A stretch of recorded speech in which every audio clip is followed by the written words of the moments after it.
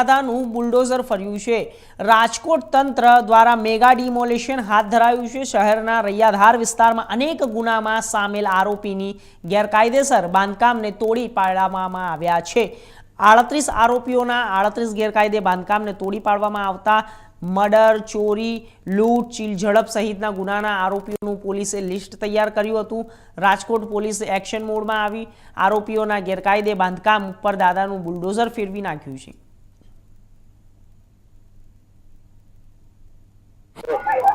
રાજકોટમાં ફરી એક વખત દાદાનું બુલડોઝર છે તે ફર્યું છે। મારી પાછળના દ્રશ્ય જોઈ રહ્યા છો કે રાજકોટનો આ રૈયાધાર વિસ્તાર કે છે કે જે અત્યારે દાદાનું બુલડોઝર છે તે ફરી વળ્યું છે। ત્યારે આપણી સાથે સમગ્ર વાત કરવા રાજકોટ ડીસીપી ઝોન 2 જગદીશ ભાંગરવા વાત કરશું। સર, આજે ફરી એકવાર દાદાનું બુલડોઝર ફર્યું છે અને ગુનેગારોના ઘરને ધ્વસ્ત કરવા છે, શું કહેશો?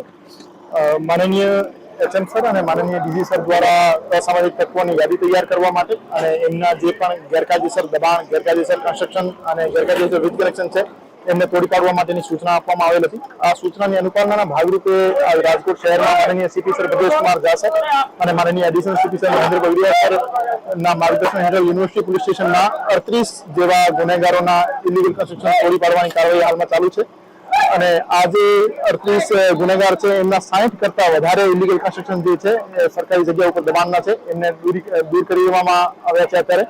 અને આ જે આરોપીઓ છે હત્યાનો પ્રયાસ, લૂંટ, મારામારી અને પ્રોહિબિશન એક્ટ જેવા ગુનાઓમાં પોલીસના ચોપડે ચડી ચૂકેલા છે અને અમુક આરોપીઓ વિરુદ્ધ 14 કરતા વધારે, 15 કરતા વધારે પણ ગુનો દાખલ થયેલા છે। સર, કોઈ અનિચ્છનીય બનાવ ન બને તે માટે પોલીસ કાફલાના ધારા પણ ઉતારવામાં આવ્યો છે, શું કહેશો? આજે પ્રિવેન્ટિવ મેજર્સના ભાગરૂપે 116 કરતા વધારે પોલીસનો બંદોબસ્ત આ ડિમોલિશનની કામગીરી માટે ફાળવવામાં આવ્યો છે અને એસીપી વેસ્ટ ડિવિઝન અને 3 પોલીસ સ્ટેશનના પીઆઈ પણ અહીંયા હાજર છે અને તમામ પ્રિવેન્ટિવ મેજર્સ લઈ લેવામાં આવ્યા છે અને હજુ સુધી કોઈ પણ નેગેટિવ બાબત ધ્યાનમાં આવેલ નથી। સર, અંતિમ સવાલ, જે લોકો લુખ્ખાગીરી કરીને અરાજકતા ફેલાવતા હોય છે અને નિર્દોષ લોકોને હેરાન કરતા હોય છે તેવા લોકોને શું સંદેશો આપશો અને સાથે જનતાને પણ શું સંદેશો આપશો?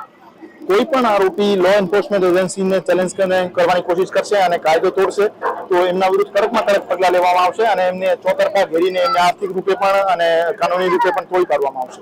ધન્યવાદ।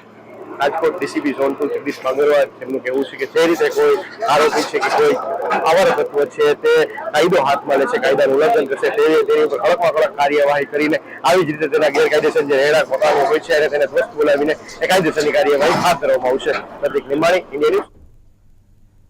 ધોરાજીમાં હિટ એન્ડ